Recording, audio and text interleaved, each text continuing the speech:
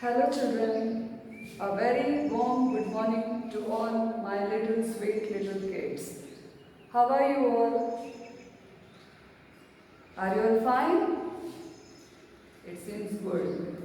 Okay, so before going to our classes, let me first of all introduce myself to you. Children, I am your English teacher, Sandhya ma'am, and I will be teaching you all two subjects, that is English first, English literature, and English 2, that is your English grammar. Okay? So today I will be teaching you English literature. You children might have seen this book. This is your English literature book. The name of the book is Roots. I hope all those children who have taken the school kit from the school, you might have seen this book in that bundle. This is your English literature book. The name of the book is Roots. Okay? And today we are going to learn a poem from this book, Roots. Okay? आप सभी बच्चों को अपनी English literature की book roots निकालनी है और उसमें से आज हम एक बहुत प्यारा सा एक पोएम सुनेंगे और आप बच्चों को उसको याद भी करना होगा।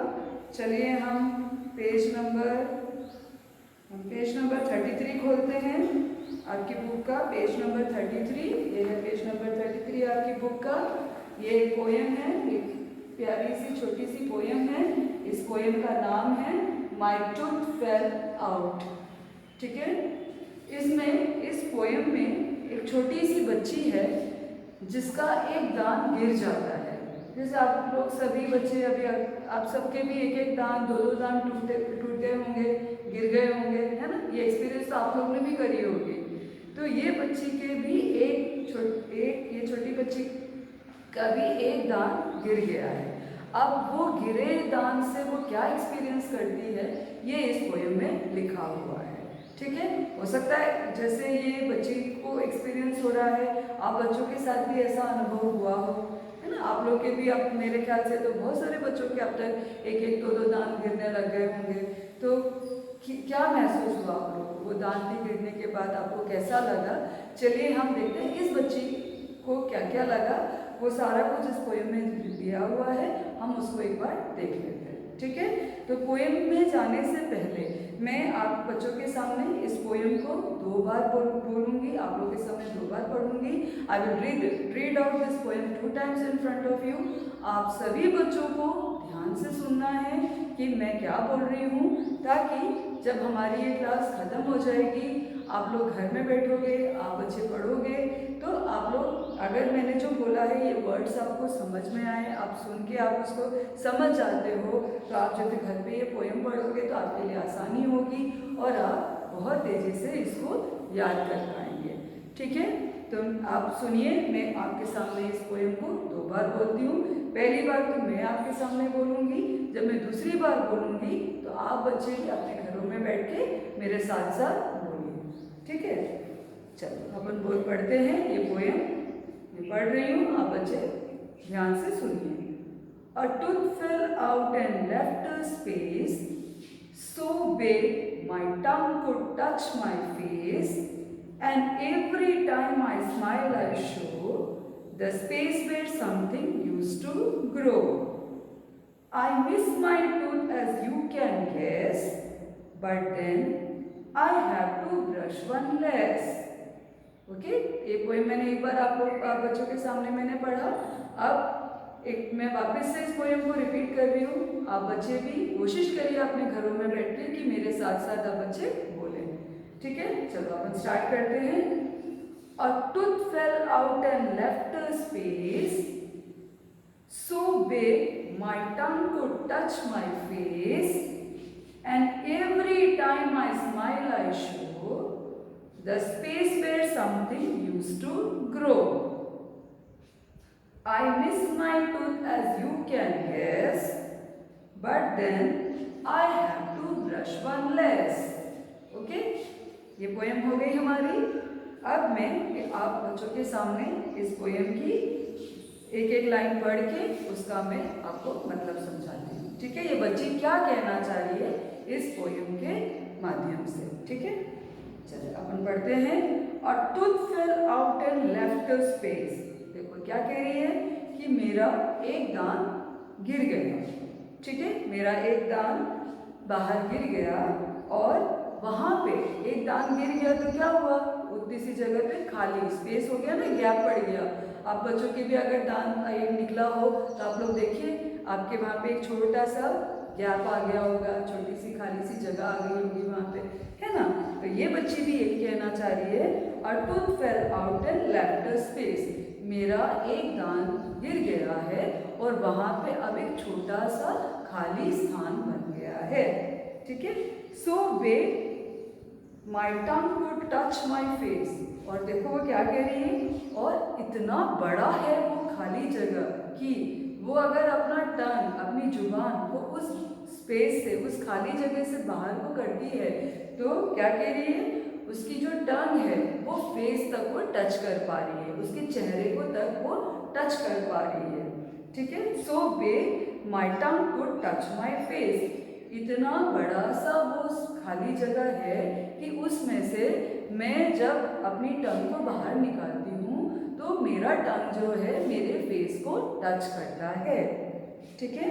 And every time I smile I show, अब दूसरा क्या कह रही है, and every time I smile I show, every time मतलब, और जब जब मैं हंसती हूँ, मुस्कुराती हूँ, आई शो, ये खाली जगह उसको, जब वो हंसती है तो खाली जगह उसका दिखता है। I show the space where something used to grow, and every time, जब कभी भी वो मुस्कुराती है, जब कभी भी वो हंसती है तो क्या दिखता है, उसका वो खाली जगह दिखाई देता है जहाँ से उसकी एक दांत गिर चुकी है, ठीक है।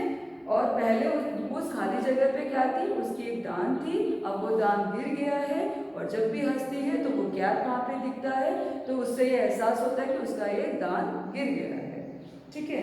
I miss my tooth as you can guess, but then I have to brush one less, अब जब जब भी वो मुस्कुराती है, वो सामने का खाली जगह वो देखती है तो उसको उसकी जो गिरी हुई दांत है उसको वो मिस करती है ना। वो जब भी हंसती है तो उसको दिखता है कि हाँ मेरा एक दांत यहाँ से गिर गया है, ठीक है। तो वो ये कहना चाह रही है कि जब जब भी मैं हंसती हूँ तो मुझे वो खाली जगह दिखता है और मुझे ये एहसास होता है कि मेरी एक दांत अब यहाँ पे नहीं है, मेरी एक दांत गिर चुकी है।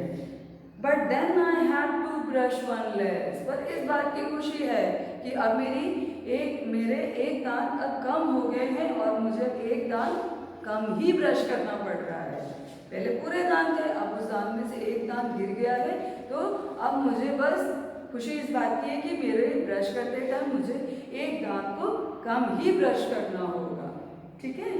तो ये आपने देखा इस बच्ची इस पूरे पोएम के अंदर ये कहना चाह रही है कि इसकी एक छोटी सी इसका जो एक दांत है वो गिर गया है और उस गिरे हुए दांत की जगह पे वो दांत ने एक खाली सा जगह छोड़ दिया है और उस खाली जगह पे जब भी कभी वो हंसती है तो क्या होता है, वो खाली जगह दिखाई देता है और जब जब भी उसको वो खाली जगह दिखाई देता है वो अपने गिरे हुए दांत को वो मिस करती है, ठीक है। और फिर क्या कहती है, पर उसको इस बात की खुशी ज़रूर है कि अब मुझे एक दांत जो है वो कम ही ब्रश करना होगा। पूरे दांतों को पहले करती थी पर उसमें से अब एक दांत कम हो गया है तो एक दांत कम करके उसको ब्रश करना पड़ता है, ठीक है। तो ये है, आप बच्चों के साथ भी ऐसा हुआ होगा, किसी के 2 दांत गिरे तो आप लोग और ज़्यादा खुश होते होंगे कि मेरे 2 दांत गिर गए, अब मुझे और 2 दांत कम ही ब्रश करना होगा, ठीक है। तो ये बच्ची अपना एक्सपीरियंस आपके साथ शेयर कर रही है, उसको क्या महसूस हुआ जब उसका एक दांत गिर गया, तो उसको क्या क्या फीलिंग्स आए, उसके अंदर क्या क्या विचार आए, उसको कैसा लगा, वो सारी चीज़ उसने आप बच्चों के साथ शेयर करी है, ठीक है। अब मुझे ऐसा लगता है कि आप बच्चों को ये पोएम समझ में आ गई है ना। और आप बच्चे में जैसे मैंने अभी आपके सामने रीड करवाया वैसे घरों में बैठ के आप लोग इसको रीड करोगे, है ना, 2-3 बार 3-4 बार आप बोलते जाओगे तो आप लोगों को बेटा आसानी से ये पोएम याद हो जाएगी। ज़्यादा नहीं, पहले आप 1 लाइन याद करो, फिर 2 लाइन याद करो, फिर 3, फिर 4, ऐसे करके धीरे धीरे से बोलते रहोगे ना घर पे, आपको ये बड़ी जल्दी से ही ये पोएम याद हो जाएगी। अब हम इस क्लास को बंद करने से पहले हमें एक बार और इस पोएम को आप लोग के सामने बोल रही हूँ। आप बच्चे इसको गौर से सुनिए, अच्छे से सुनिए, ध्यानपूर्वक सुनिए। Before winding my class children, एक बार once again I am repeating this poem in front of you. You children be alert and listen to me very carefully. Okay? So let's start. Okay? A tooth fell out and left a space so big my tongue could touch my face, and every time I smile I show the space where something used to grow.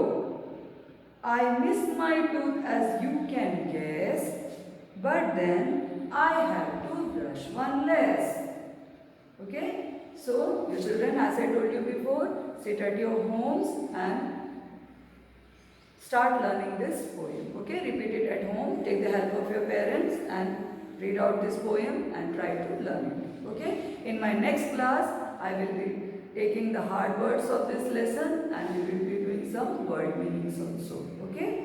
अब हमारी अगली class में जब मैं आपसे मुलाकात करूंगी, उस वक्त हम इस पोएम में जो कठिन शब्द आए थे आप बच्चों के सामने, क्योंकि आप बच्चे यूकेजी से आ रहे, बहुत सारे शब्द इस पोएम में जो आए थे वो आपने कभी सुने नहीं होंगे।